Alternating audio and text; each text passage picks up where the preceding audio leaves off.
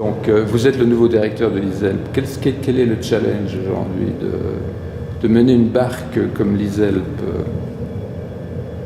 Qu'est-ce que vous prévoyez comme...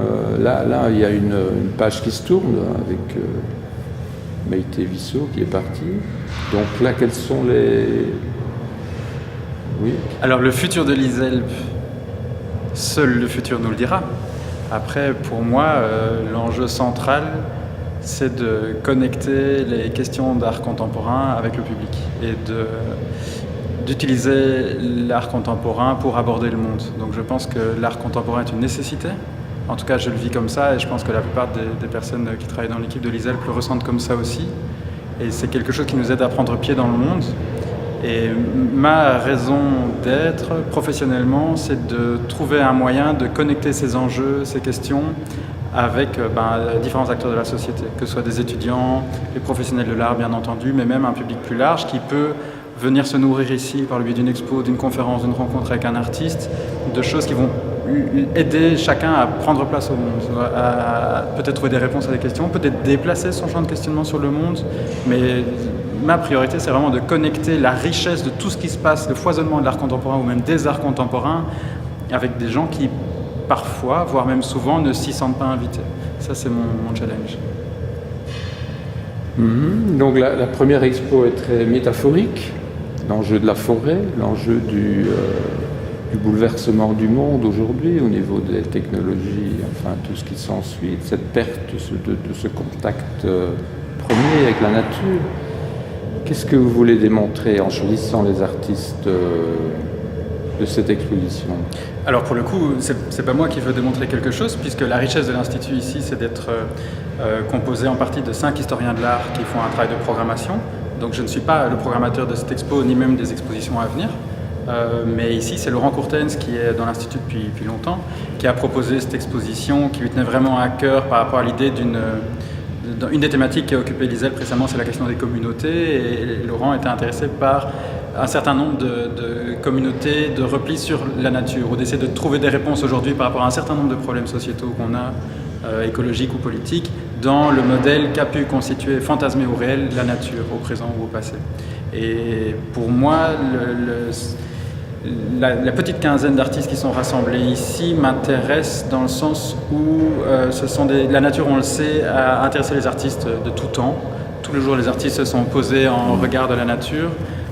Mais ce qui m'intéresse moi dans le cadre de cette exposition, c'est que les artistes que Laurent a choisis sont tous des artistes qui, au lieu de parler de la nature, font parler de la nature. Donc c'est des artistes qui, d'une façon ou d'une autre, convoquent la nature, les plantes, les végétaux dans le cadre de l'exposition pour voir ce qu'ils auraient à nous dire. Ça peut paraître naïf, ça peut paraître utopique, mais cette espèce de bienveillance à une écoute de ce que la nature peut avoir à nous dire, c'est quelque chose qu'on retrouve aujourd'hui dans la société par le biais de plein d'ouvrages qui traitent de ces questions, peut-être qu'on devrait retourner à un autre modèle de vivre ensemble que la nature nous aurait donné, mais à propos duquel on se serait détaché progressivement.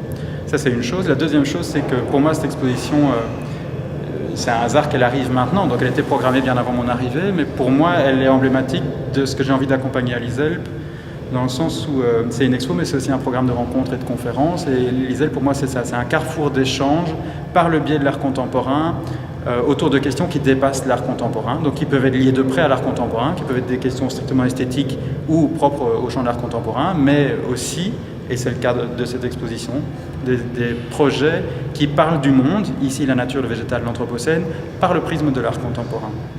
Et du coup, vous avez dans cette exposition beaucoup d'artistes qui viennent d'abord des sciences, qui sont des scientifiques avant d'être des artistes, ou à l'inverse, une série de personnes qui sont invitées en conférence, qui sont autant des historiens de l'art que des biologistes, des scientifiques de disciplines différentes, voire même des gens dont on ne sait pas, quand ils viennent parler, de quel champ ils viennent pour aborder le sujet dont ils parlent. Et c'est ça qui m'intéresse moi, c'est vraiment l'optique du carrefour à l'ISELP. Par l'enjeu art contemporain, on croise des approches, des regards, et l'objectif c'est que toute personne qui vient profiter d'un échange ou d'une expo, d'une rencontre, ensuite trouve un nouveau placement au monde. Ça, c'est l'enjeu. Quel est l'imprévu dans cette exposition? La durée. C'est une exposition vivante. Il y a des centaines de végétaux dans cette exposition. Il y a au moins 3 installations qui utilisent directement du vivant. Et c'était déjà un challenge pour l'installer, mais cette expo elle va vivre 3 mois, et comment le vivant va se déployer pendant 3 mois. Donc le mieux qui puisse advenir, c'est des connexions entre les végétaux. Le pire qui puisse advenir, c'est que l'Institut ne soit pas indemne à l'issue de l'exposition. Donc là, on est en train de se poser des questions en termes de conservation, pas tant des œuvres elles-mêmes, parce qu'elles vont évoluer, que de l'Institut. Est-ce que l'Institut va sortir indemne? Parce qu'il y a de la terre, il y a de l'eau, il y a de l'humidité, et ça, c'est des questions auxquelles on n'a pas été confronté jusqu'à présent.